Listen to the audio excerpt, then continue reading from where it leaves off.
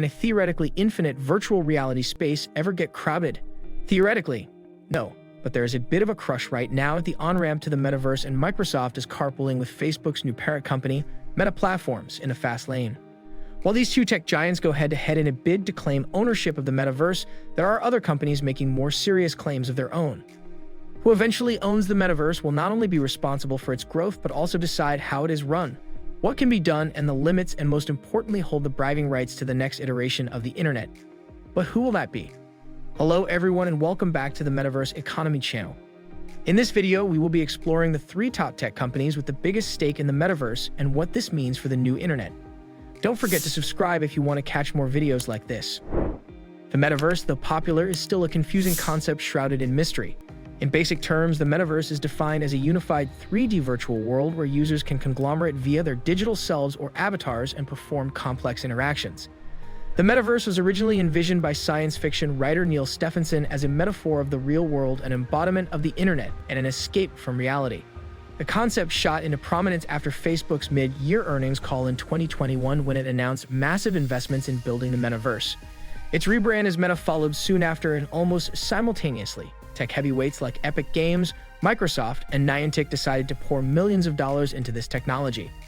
While in the strictest and legal sense, no one company or individual owns the internet, in practice, there are a few individuals and tech giants that hold so much sway over its access, content, and development that their influence is undeniable.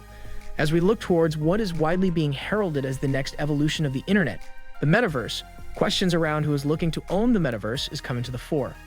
Big tech companies are throwing their weight into the metaverse with investment in the technology that will make it accessible and immersive, and the people that will build it. Facebook CEO Mark Zuckerberg has promised to hire 10,000 EU-based metaverse developers, and Microsoft is making moves to bring businesses into the space with immersive meetings and 3D avatars in its team's software.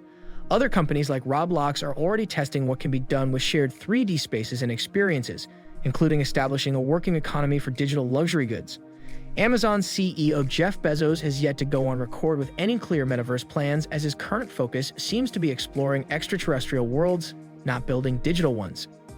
That said, Amazon is among the companies currently hiring for metaverse-focused positions, so it seems only a matter of time. Right now, there are 3 tech companies staking claims to the new virtual world and could likely emerge as the pioneer of the new internet. 1. Epic Games. Epic Games, the company behind the popular immersive game Fortnite, was always perfectly poised to build the metaverse. In April 2021, Epic announced the completion of a $1 billion funding round to support its metaverse plans. It included an additional $200 million investment from PlayStation maker Sony, which also invested $250 million in the Fortnite and Unreal Engine firm in 2020. Epic's equity valuation is now $28.7 billion. 2. Microsoft. Make no mistake, Microsoft is staking its claim in the metaverse. The company has been committing serious resources to the development of metaverse-enabling technologies. It's been building hologram tech and mixed and extended reality XR applications for its Mesh platform, which combines the real world with augmented reality AR and virtual reality VR. While the tech giant has many more ideas banking on the metaverse, its most popular yet is Microsoft Teams. Microsoft Teams has 250 million users worldwide, and starting in 2022, they will be able to take meetings in virtual spaces by donning virtual reality and augmented reality headsets. Instead of simply streaming live video, people will be able to appear as cartoon avatars of themselves, with facial expressions expressed in real time, including smiles and frowns. Mesh for Microsoft Teams offers us a glimpse into what metaverses could look like. As a pilot partner, Accenture has been onboarding tens of thousands of new employees during the pandemic inside a virtual global headquarters.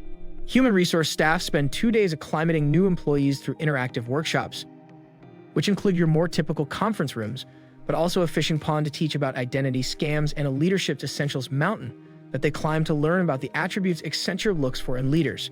New employees can even take a virtual photo with one another. Microsoft has been developing its own take on the metaverse through Mesh for several years now, in conjunction with the launch of its HoloLens R headset. But so far, just what Mesh has been up to is pretty tough to grasp. That's mainly because Mesh is a foundational technology. It's the way Microsoft connects people across any device into shared spaces where they can all interact no matter how they may have dialed in.